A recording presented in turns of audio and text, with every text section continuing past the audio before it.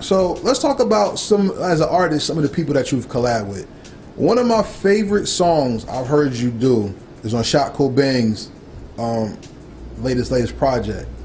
Crowns. Yeah. Talk about it. Talk about Crowns and Freedom Ain't Free. It's a dope ass song. My boy came up with the concept. Shout out to Shot Cobain. He came up with the concept. He shot me the joint, and when we first started writing it, it was dope because like he already had his first verse done, and I heard it. I'm like, damn, I can't come no less than dope on this. So wrote my verse to it. We did it, and it was Fuego. Everybody loves that song. That song is definitely a classic. That's one of those songs with the message I was talking about earlier. You know what I'm saying? It's a message. If you soak it in, you know, it's a good song. It's definitely a dope song. You'll love. Well, check this out. You got a project though. Right. Let's talk about Forever Castle. Right. And Forever Castle has been the basis of this interview. For anybody who has not heard it, check it out right now on SoundCloud. Look up The Real Frank Castle, Forever Castle. The reason why I asked you about 90s and influence is because that album is structured like a 90s hip-hop era album. Right. It has the intro, it has the skits, even the radio slot. Right. You know what I'm saying? And I mean, that's very vintage now in hip-hop, but it shouldn't be rare, but it was the standard at one time. Mm-hmm. Tell me about the process of creating Forever Castle and what that album means to you as a baby in a project of your own. I had a project before. It was kind of like it was listening 3D, and basically it was like me proving myself. That was like me proving myself to the world. This one was actually me introducing myself to the world. So I was kind of like trying to tell my story, but tell my story in you know what I'm saying, in song form. And it's not enough tracks or enough time for me to actually tell my story, but I tried to do it as best I could. And the whole thought process was like, I'm trying to give the story from when I started rapping, or when I started actually fell in love with music to date. So that was the whole thought process, and I wanted to capture the whole 90s feel. I wanted it to sound like an album. I didn't want it to just to sound like a mixtape or anything like that. I wanted it to sound like an album. So I placed together some skits with the help of the team. Even the songs, I got Memory Lane, the song Memories, I'm talking about my memories, on my way back home. Like, I wanted to give that nostalgic feel, so that's why I put it like that. But the album hits hard directly from the beginning.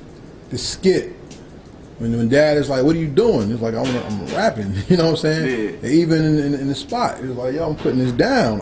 People say I'm nice, I'm gonna do this. Hip-hop is a journey, it grows with you, you know what I'm saying? And from track to track on the album, I mean, you already stole the thunder. One of my questions with Memories, because Memories, they basically was a recounting of things that you've seen. Mm-hmm. But you also got some stuff on there that's quite nutritional to the hip-hop body. For instance, you have a song with Chops on there. Tell me how nasty that was to do a song with my man's Chops. Man. Shout out to Chops. Shout out to Chops and Streets for Life, OD, all, bro. That was one of the, like, when I hit him up, it was like poetry in motion. He's like, oh yeah, let's do it. Shoot me the beat. I shot him the beat. In like 2 weeks, he was done. So we went to the studio. That shit was easy. It was just love. Anytime I see Chops, it's love. So it's easy when I do music with him, OD, Streets for Life. It's just easy, it's organic.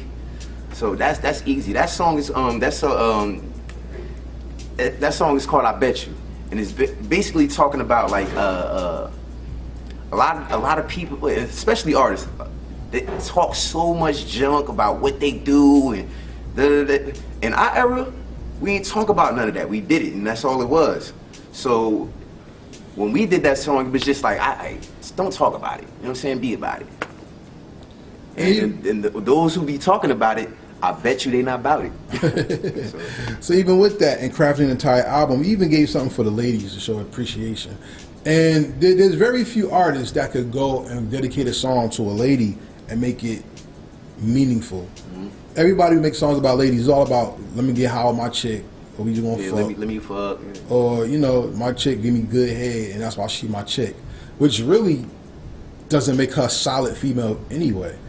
But you really put a song together, you crafted a song together, really talk about how you appreciate a young lady and what she means to you. Talk about that one. Yeah, like I wanted to be a little different on it. Like you said, a lot of the songs' content is about getting with a chick, smashing, and all that other stuff. I wanted to kind of do a song like you actually with a chick and you actually wholeheartedly is with her. And I wanted it to sound like dope, like something conducive to me, because I'm a little rough around the edges. So I feel like my chick would probably be rough around the edges. So I kind of did a song tailored around what I would like in a relationship. The song is called I'm Down, and it's basically about being with your chick. It's kind of like a proposal, a proposal to a chick. So, you know, that's deep, because one of our favorite TV shows is Martin.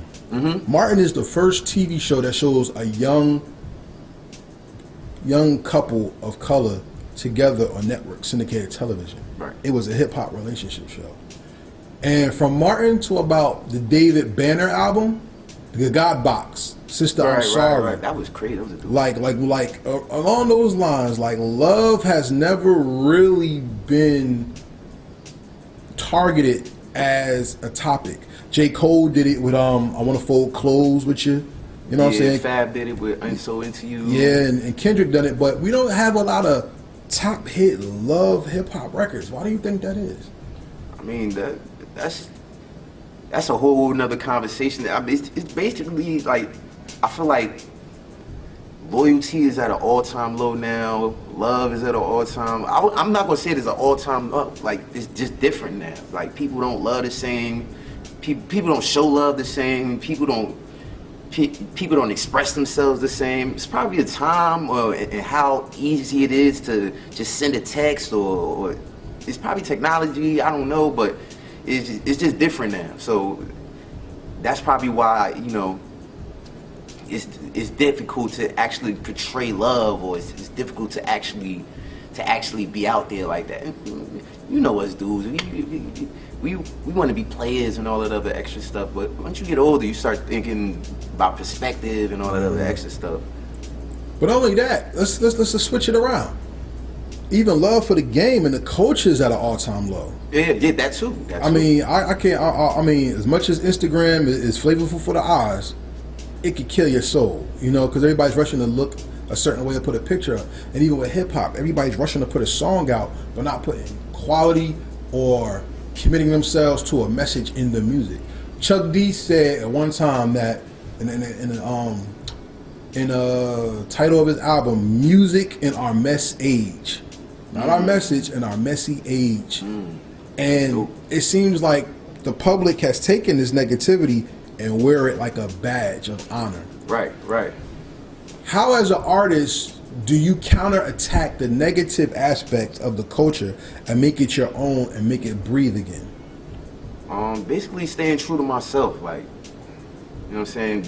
Knowing where I come from, knowing what my origins are, you know what I'm saying, and staying true to that, because it'd be very easy to see the gimmicks and everything that everybody doing on Instagram and fall into that.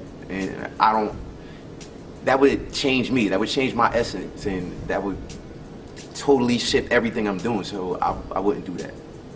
That would totally mess me up.